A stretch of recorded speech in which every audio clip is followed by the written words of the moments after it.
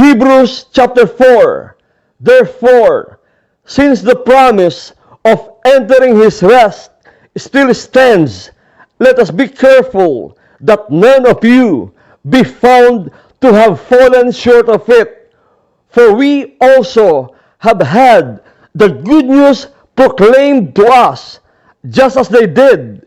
But the message they heard was of no value to them, because they did not share the faith of those who obeyed. Now we who have believed enter that rest, just as God has said. So I declared on oath in my anger, they shall never enter my rest. And yet his works have been finished since the creation of the world. For somewhere he has spoken about the seventh day in these words, on the seventh day God rested from all his works. And again, in the passage above, he says, they shall never enter my rest. Therefore, since it still remains for some to enter that rest, and since those who formerly had the good news proclaimed to them did not go in because of their disobedience, God again set a certain day, calling it today.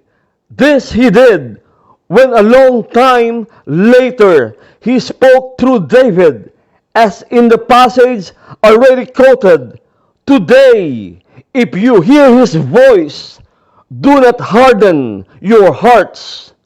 For if Joshua had given them rest, God would not have spoken later about another day. There remains then a Sabbath rest for the people of God.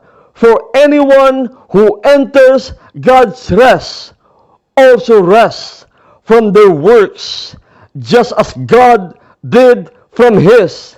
Let us, therefore, make every effort to enter that rest, so that no one will perish by following the example of disobedience. For the word of God is alive and active, sharper than any double-edged sword.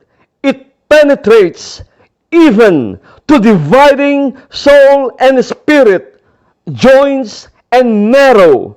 It judges the thoughts and the attitudes of the heart. Nothing in all creation is hidden from God's sight. Everything is uncovered and laid bare before the eyes of him to whom we must give account. Therefore, since we have a great high priest who has ascended into heaven, Jesus, the Son of God, let us hold firmly to the faith we profess. For we do not have a high priest who is unable to empathize with our weaknesses, but we have one who has been tempted in every way, just as we are, yet he did not sin. Let us then approach God's throne of grace with confidence, so that we may receive mercy and find grace to help us in our time of need.